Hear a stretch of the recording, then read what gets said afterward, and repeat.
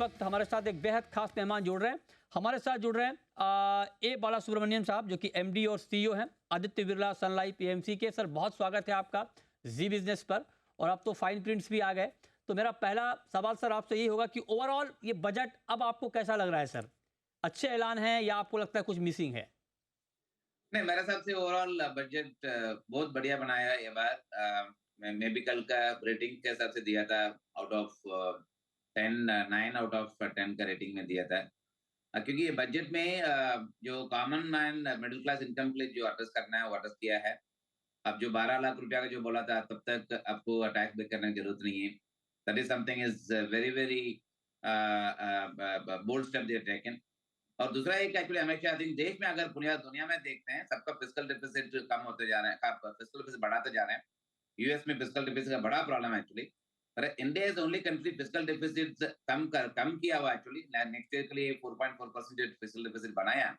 That is something मेरे हिसाब से एकदम reflection of confidence of government. जो टैक्स जो एक तरफ से बायंसी बहुत है डायरेक्ट टैक्स और जीएसटी कलेक्शन में, उसका साथ साथ में जो कंज्यूमर का ड्राइव करने के लिए जो टैक्स भी दिया है, टैक्स बेनिफिट अगर सब मिलके देखें, this one of the best budget मैंने इतना साल से देखा हुआ। एक्चुअली मेरे हिसाब से ये best budget, taking into account capex का जो रिक्वायरमेंट जो है वो कंटिन्यू कर रहे हैं और कंजम्पशन बूस्ट करने के लिए टैक्स का बेनिफिट दे रहे हैं एक्चुअली। हाँ, उसका साथ साथ में जो इकोनॉमी का जो प्रॉस्पेरिटी करने के लिए एग्रीकल्चर सारे सेक्टर से फोकस करने में जो किया है, ओके, मेरे हिसाब से होलिस्टिकली बहुत अच्छा बनाया है। राइट। तो आप करें कि ओवरऑल काफ़ी अच्छा बजट है।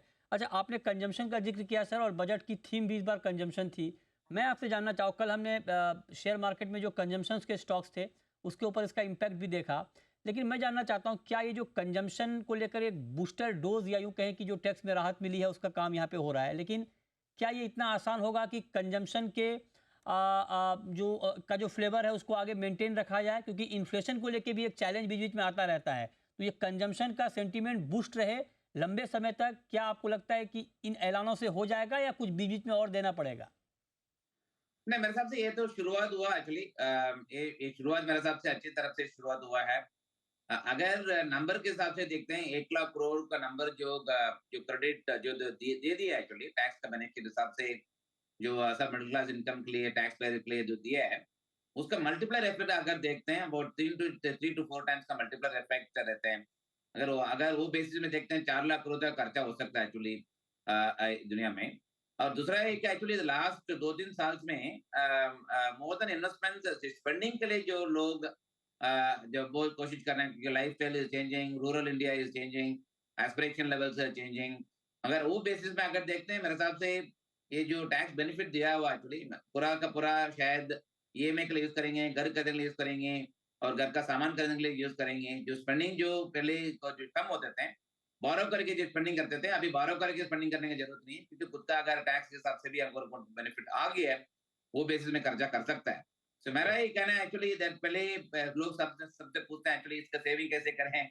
मेरे हिसाब से सेविंग के हिसाब से फोकस नहीं करना चाहिए, स्पेंडिंग के हिसाब से फोकस करना चाहिए। अगर देश का अगर भला और बड़ा होना है, 1 लाख करोड़ के हिसाब से स्पेंडिंग करना चाहिए। मेरे हिसाब से वो स्पेंडिंग आ सकता है। इसका राइट, इम्पैक्ट मेरे हिसाब से इन्फ्लेशन में नहीं आएंगे, क्योंकि लास्ट 3-4 साल से जो कंपनीज का जो पहले जो ताकत था एक्चुअली प्राइस बढ़ा के और माल बेचने के लिए, उतना ताकत नहीं है। अगर अगर माल बिक गया है सबका और बेसिस पे अगर उनको भी टर्नओवर भी बढ़ गया और इसके हिसाब से प्रॉफिट भी बढ़ गया है, मेरे हिसाब से कॉस्ट का कम हो सकता है एक्चुअली। दूसरा इसका अलावा एक्चुअली मेरे हिसाब से आउटसाइड द बजट कर सकता है। एक तो नेक्स्ट वीक इनकम टैक्स जो नया बिल जो कर रहे हैं, उसमें शायद मेरे हिसाब से जो पहले का जमाने बहुत सरचार्ज बहुत चलते थे actually, that oil surcharge, education surcharge और वाटर सरचार्ज करके बहुत सरचार्ज जब बोले पहले थे पहले, मेरे हिसाब से वो सरचार्ज हटा के ये सिंगल टैक्स स्ट्रक्चर आ सकता है। हाँ, दूसरा एक एक्चुअली जीएसटी का, हम्म, जीएसटी आउटसाइड दी बजट जो देखते हैं, हम्म, अगर अगर वॉल्यूम बढ़ी गया है उसके हिसाब से अगर जीएसटी अगर कम करके कंज्यूमर के लिए कोई भलाई करना है, शायद वो भी कंसिडर कर सकता है। मेरे हिसाब से अभी के लिए तो कुछ जो किया हुआ एक्चुअली मेरे हिसाब से बहुत है। और उसके साथ साथ में जो गवर्नमेंट करने के लिए कोशिश करेंगे, मेरे हिसाब से विल बी ऑनगोइंग प्रोजेक्ट है। ठीक है। तो ऑनगोइंग प्रोजेक्ट है, बिल्कुल ठीक बात है। अब एक सवाल सर मैं आपसे ये पूछना चाह रहा हूँ कि FY26 मतलब वित्त वर्ष 2026 के लिए जो फिजिकल डेफिसिट है उसका 4.4% का टारगेट रखा गया है। आ, ये तो अच्छी बात है, लेकिन मैं आपसे जानना चाह रहा हूँ कि क्या ये 4.4% का टारगेट अचीव करना आसान हो पाएगा? या इसमें कुछ हर्डल आप देख पा रहे हैं?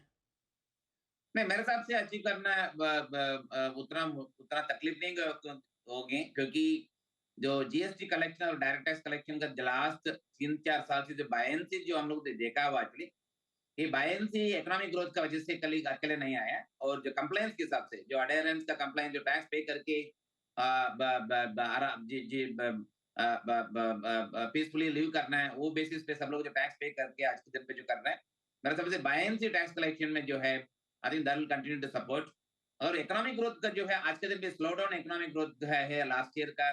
आई विल आल्सो अज्यूम लाइक 2-3 साल में economic growth will be back to 7.5 8 तक का आई थिंक इकोनॉमिक ग्रोथ आ सकता है। अगर वो भी आ गया है, मेरा ख्याल है tax collections by NC will be sufficient enough to meet the fiscal target. इसका साथ-साथ में एक अच्छा कर दिया है, बजट में जो 2 चीज़ बनाया है, एक तो फिस्कल डेफिसिट नीचे किया है और डेट टू जीडीपी रेशियो का भी जो नंबर दे दिया है 50% of the debt to GDP जो वर्ल्ड वाइड अगर जापान का देखेंगे I think the debt to GDP is almost about 2.5 times of the GDP, whereas India is only country where debt to GDP मेरे हिसाब से 50% हो जाएंगे। अगर हो गया रिजर्व बैंक ऑफ इंडिया के लिए भी ये बहुत आसानी हो जाएंगी हुँ, to consider rate cut in the coming policy. जो नेक्स्ट वीक जो पॉलिसी जो है ओके। उसमें रेट कट का भी उम्मीद इसके साथ-साथ में बढ़ जाएंगी। अच्छा, तो आप कह रहे हैं कि रेट कट की उम्मीद भी बढ़ रही है, ये बहुत इम्पोर्टेंट बात है। लेकिन अब मैं अगला सवाल सर आपसे पूछना ये चाह रहा हूँ कि ये सारी बातें तो ठीक हैं, लेकिन निराशा हाथ लगी है रेलवेज़ को, इंफ्रा को, डिफेंस को, क्योंकि यहाँ पर कोई कैपेक्स बढ़ोतरी का ऐलान नहीं हुआ है। तो आपको लगता है कि ये कंसर्न है इन सेक्टर्स के लिए? ये कंसर्न मेरे हिसाब से नहीं है, क्योंकि इंफ्रास्ट्रक्चर आज के दिन पे आजकल बोलने की जरूरत भी नहीं है और डिमांड करने में जरूरत नहीं है, क्योंकि गवर्नमेंट का जो लास्ट 4-5 साल से तो जिम्मेदारी लेके जो इंफ्रास्ट्रक्चर पुश कर रहे हैं, मेरे हिसाब से वो पुश अभी भी करते जाएंगी। और urban infrastructure development, public transport system जो इम्प्रूव करने के लिए जो कोशिश कर रहे हैं, और इंडिया का आत्मनिर्भर के हिसाब से जो मेक इन इंडिया का जो इलेक्ट्रॉनिक मैन्युफैक्चरिंग, सेमीकंडक्टर मैन्युफैक्चरिंग और डिफेंस मैन्युफैक्चरिंग सब में जो प्रोग्रेस जो किया हुआ है एक्चुअली, ये तो शुरुआत तो हो गई है। अभी तो मेरे हिसाब से इसके कैसे स्केल बढ़ाता जाएंगे something would be the key. मेरे हिसाब से गवर्नमेंट के हिसाब से जो बहुत कुछ कर रहे हैं, उस साथ-साथ में जो प्राइवेट सेक्टर का जो कॉन्फिडेंस तो लास्ट 2 साल से बढ़ रहा है एक्चुअली। मेरे हिसाब से प्राइवेट सेक्टर का कैपेक्स नेक्स्ट 2-3 साल में और गवर्नमेंट कैपेक्स से ज़्यादा हो सकता है। ओके, ठीक है। तो ये इम्पॉर्टेंट बात है। आप कह रहे हैं कि गवर्नमेंट का जो है वो रोल इसमें बढ़ सकता है। लेकिन अब सर फ्राइडे को आरबीआई पॉलिसी का ऐलान होगा और आपने कहा कि रेट कट की संभावना बन रही है। ऐसे में निवेशकों के लिए किस स्ट्रैटेजी के साथ बाज़ार में पैसा लगाने की सलाह होगी? नहीं, इन्वेस्टर्स के लिए तो थोड़ा उम्मीद रख के चलाना पड़ेगा। लास्ट 6 महीने में जो मार्केट में जो करेक्शन आया है, एफएस का सेलिंग का पीछे-पीछे और वैल्यूएशन की जो पहले जो कंसर्न था, वो भी करेक्ट बहुत कुछ हो चुका है एक्चुअली। देयरफॉर इन्वेस्टर्स का निवेश के हिसाब से अगर देखते हैं उनको लमसम और एसआईपी दोनों साथ-साथ में निवेश करना शायद कंसीडर कर सकता है। और दूसरा साथ-साथ में आप कुछ भी अगर देखते हैं, अगर ग्लोबल ट्रेड के हिसाब से वॉलेटिलिटी रहेंगी, तो लास्ट 2-3 साल के जितना स्मूथ राइड था, उतना स्मूथ राइड एक्सपेक्ट करना गलत हो जाएँगे, क्योंकि वर्ल्ड वाइड ये यूएस का अनसर्टेनिटी बहुत है एक्चुअली। अगर वो साथ-साथ में देखते हैं, वॉलेटिलिटी मार्केट में साथ में रहेंगी और फंडामेंटल इंडियन इकोनॉमी का थोड़ा बढ़ते जाएँगी और मजबूत होते जाएँगी। अगर उसके हिसाब से देखते हैं, multi asset allocation fund, balance advantage fund kind of stuff में, उसमें इक्विटी में पैसा डालते हैं, फिक्स्ड में पैसा डालते हैं, गोल्ड में पैसा डालते हैं, रेट में पैसा डालते हैं और सिल्वर में पैसा डालते हैं। अगर वो बेसिस में अगर कोई भी इन्वेस्टर्स का देश निवेश करना है, उसमें लमसम और एसआईपी के हिसाब से चालू कर देना चाहिए।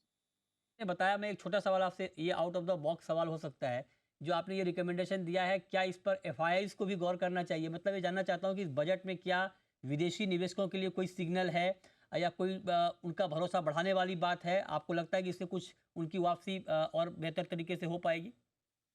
मैंने एफआईएस के लिए जो 2-3 चीज़ किया है एक्चुअली, एक तो ईज़ ऑफ डूइंग बिज़नेस के लिए जो पहले जो अनसर्टेनिटी था ऑन वेरियस थिंग्स केओसी से लेके और टीडीएस और टीसीएस का लेके जो पहले जो था, और गिफ्ट सिटी में जो बेनिफिट दिया है एफआईएस के लिए इन्वेस्ट में, अगर टीडीएस निकाल के और अगर देश में अगर इंफ्रास्ट्रक्चर बांड में अगर इन्वेस्ट करते हैं वो 5 साल के लिए टीडीएस का निकाल दिया है।